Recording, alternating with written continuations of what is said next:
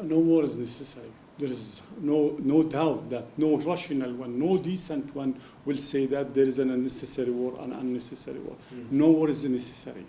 But the question is, who choose to put the others in this war? To answer this question, we should go to the point where to measure, at what time to measure the issue. This chronic issue should be measured from the roots of it. I mean, in 1948, when Israel or the Israeli gangs, the Jewish Israeli gangs at that time succeeded, unfortunately, to uproot the Palestinian people from their homeland. This is the root issue. This is the root of the problem. But not to say that last Friday or last Saturday. Why no one would like to measure the issue just one day, 24 hours before Saturday, when the Israeli military force, the Israeli occupation force, and the settlers killed 7 Palestinians. Since the very beginning of this year till last Friday, 252 Palestinians was killed, assassinated. Why no one would like to take care, or all of these people did not make news or trigger the agency news to come and to ask the Palestinian people about their tragedy? This is the point. Okay, you talked about some of the activities of the Israelis between last year and this year. Over 250 persons have been killed. Are you by any means saying that the Western media has not been reporting the real state of things between Israel and Palestine? Absolutely. The Western media is used to be completely biased to the Israeli narrative. Part of our colleagues, whom is ambassadors in some of the Western country, begging these days just to come to tell their narrative, and no one allowed them to go on the media, on the TVs, different TVs, to tell the other part of the story. This is the point. It's not a new issue. It's a well-known issue.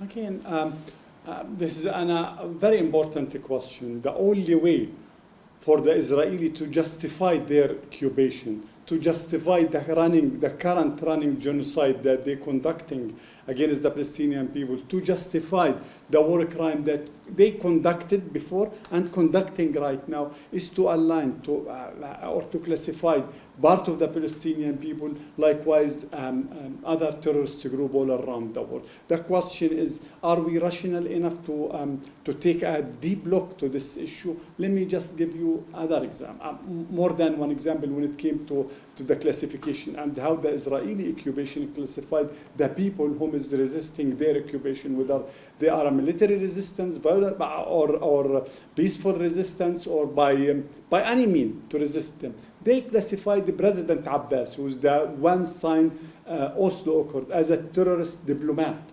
President Abbas is the godfather of, beside the late chairman Yasser Arafat, is the godfather of the Oslo Accord, the peace process itself. And they classified him, they labeled him as a terrorist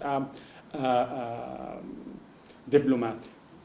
If you a Nigerian and align yourself to start to tell the narrative with the Palestinian people, to start to distribute the Palestinian story and to align yourself with them, this means that according to the Israel, you will be classified as anti-Semite. If you are a Jew and align yourself and accept to go with the Palestinian narrative and to uphold the Palestinian narrative, this means that you are self-hating Jew. So that the classification is there, but where they gonna put you? Self-hate Jew, anti-Semite, Holocaust denier, or a terrorist. This is the point. By any means, we cannot accept this classification under any circumstance.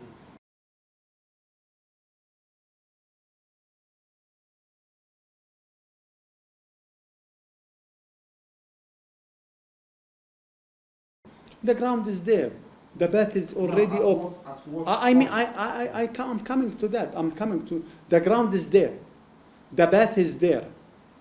Everything is ready to sit to the negotiation table and to put once and forever end to this tragedy. The question is when, as you rightly mentioned, when. This is the $1 million question. When the international community stop treating Israel as a state above the international community. When the international law and the international agreement and the United Nations resolution became applied on Israel. When Israel abide itself by the international law, by the UN resolution, all of this is the only way to put an end to this tragedy. This is the only way that we can say, yes, we come to the end of this atrocity. So, international law, period. One word, loud and clear, international law. The applicability, the equal applicability of the international law for every state in this world. Israel has treated itself as a country above the international law. Israel did not abide, did not care about the international law, did not care about the UN resolution. This is because there is unlimited political, media, and to some extent, political and media support to the Israeli occupation. This is the point. When and of course, part of this support is military support, unlimited and unconditional support to Israel. So that, yes, Israel is treating itself as a country above the international law, and there is a lot of support to that.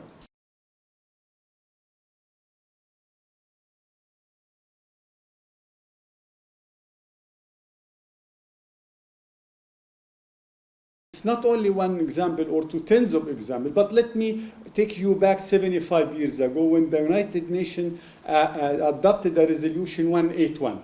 In this resolution, the United Nations decided to divide the historical land of Palestine between the Palestinians, and the Jew at that time, to establish two states. Israel succeeded to defeat us, to uproot us, to ethnically cleanse us, and to build its state in 78% of the historical land of Palestine, and did not accept it to apply or to uphold or to respect this resolution and to accept the building. Then after less than 1 year later of this resolution, the international community, the same exact body, the General Assembly, United Nations General Assembly, which created and allowed Israel to be a state, to become a state, created and adopted another resolution, 194. In this resolution called for our father, my father and his family and all of the other refugees to back to their homeland. And Israel refused to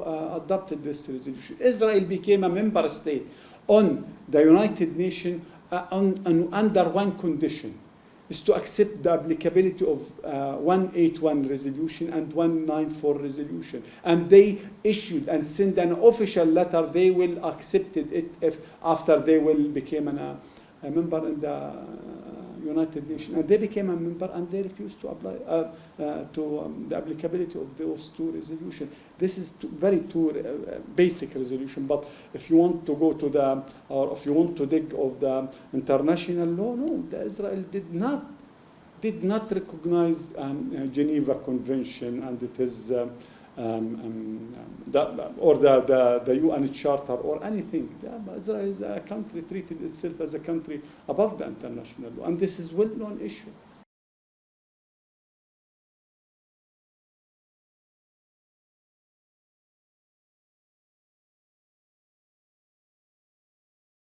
Yes, every time. I spent there in the United Nations 8 years, and I'm very familiar with our mission there. How did we used to work with the international community and the whole entire international community that know that Israel is not abiding itself and will not accept the applicability of any of those international agreement or the international law, Geneva Convention, and all of these and other, of course, other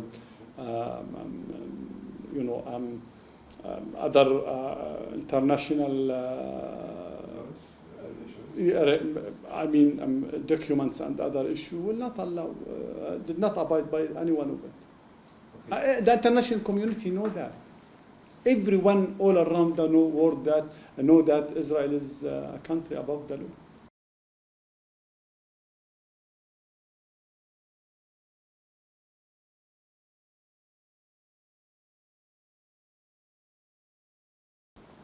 Because the godfather of Israel is the European country and the Western country in general, and the United States of America. And as I already mentioned and told you, that they, especially the United States of America, is unconditional, unlimited support. They gave the Israeli unconditional and unlimited support to the end, whether it is political support, military support, or in the media support. For example, United States of America and the Security Council have the right to the veto right.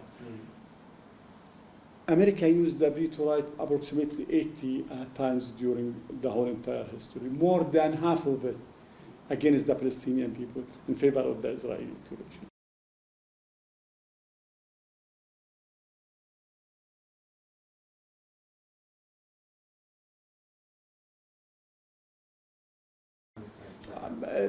The Israeli government declared a war against Gaza, and they mentioned that they are fighting this war against human animals. Could you imagine? They describe us 2.2 million human beings in Gaza as a human animals.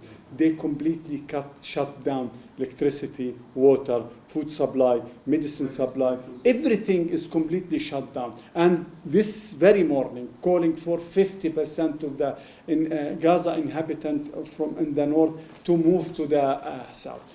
This is what is happening. There is a genocide. There is a war crime is running right now in Gaza. There is a war crime running right now in Gaza. This is a genocide, loud and clear. This is what I can.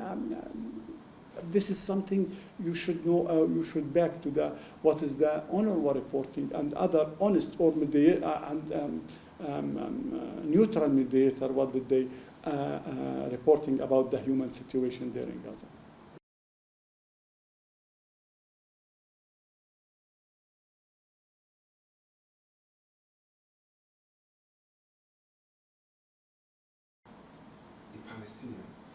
As you rightly mentioned, you grow up knowing that those in the Middle East is the terrorist people. Thank you so much. This is the fabricated media. This is the propaganda that we in the Middle East use to find ourselves trapped by it, especially the Palestinian. We, according to the Israeli classification, all of the Palestinians is terrorist people, and they have, I mean, they used to say that the good Palestinian is the death one.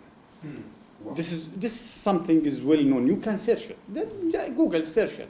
So this is the media. This is the power of the media that portray us in the Middle East, in particular the Muslim people in the Middle East, in Palestine, as anarchists, as uncivil and terrorist people. No, but the media also hide that part of us is a Christian people, and part of us is a Jewish people also. Part of us is a Christian people who is under threat. Likewise, me and everyone in the Palestine. Nobody gonna tell you that the third oldest church in the world in Gaza was hit just 3 days ago and bombarded. The question is it time to, nobody also told you that Beit Lahem is a pure Palestinian territory. Nobody told you that the Holy Tomb is a pure Palestinian place. It's in the occupied East Jerusalem. Nobody told you that the Christianity is part of the Palestinian heritage. Nobody will told you that, because this might hurt the Israeli occupation narrative. So that the media is playing a crucial role in that. The media is playing a damage role sometimes when they just go to focus in one side of the story. There is another side. Not all, I can provide you and everyone here in Nigeria, and many people, Christian, Jew, can tell the other part of the story. I'm very open to share with you and with any one of the media here a lot of names: Jew, Christian, Muslims, Israelis, Palestinians, that gonna tell you the other part of the story. Yes, of course. One word, loud and clear. Our problem is not with the Israeli people, and also is not with the Jewish people at all. We will not accept anyone to corner us and to say that this is with Israel. We already recognize Israel. 30 years ago, the Palestinian Liberation Organization, the sole and the sole representative of the Palestinian people recognize Israel. Already we recognize Israel. The issue is not with Israel, not with the Israeli, not with the Judaism at all. There is an occupation. Anyone in the world gonna accept anyone to occupy his country? This is very principle. Is it legitimate for the Palestinian to call for their self-determination? Is it legal? Is it legitimate? Is it basic right for anyone to have his self-determination? All of the African country, after they liberated themselves, they became countries and the state and liberate themselves up according to the very basic principle, self-determination. And this is what we are seeking as a Palestinian people. We will not accept the occupation, period. If anyone would like us to give the Israeli occupation the red carpet, this will not happen. Will not happen at all. No, the question is, did we choose this? Yes, of course. Did we as a Palestinian choose to be occupied?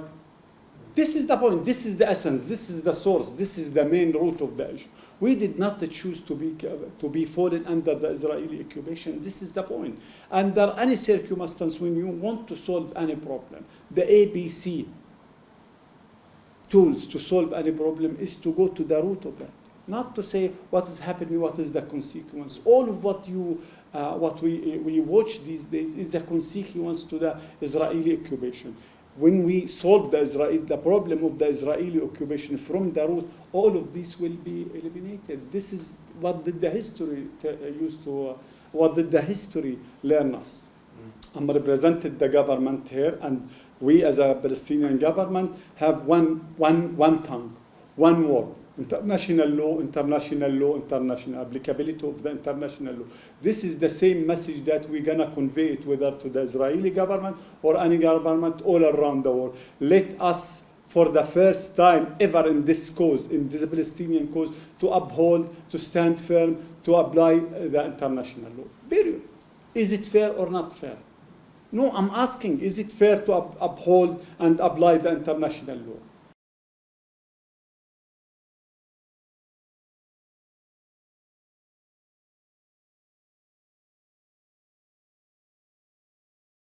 To my people, you mean what is my message to my people in Gaza, my family in Gaza, my personal family in Gaza? I have nothing to tell them. I pray to God to protect everyone. That's it. I have no message to them. I have no message to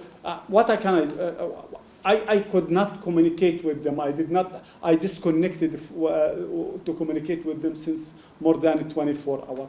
I have no message to my people in Gaza. Just to say, I'm praying for every soul of you. I'm praying that God is saving you all. Not only for my Palestinian people, for everyone all around the world. We care about every human life for us is valid. Every human life matter. Every human life matter. Whether he's Israeli, Jew, Christian, Palestinian, Muslim, we cannot differentiate. We are decent people. We are innocent enough to not differentiate between the people themselves.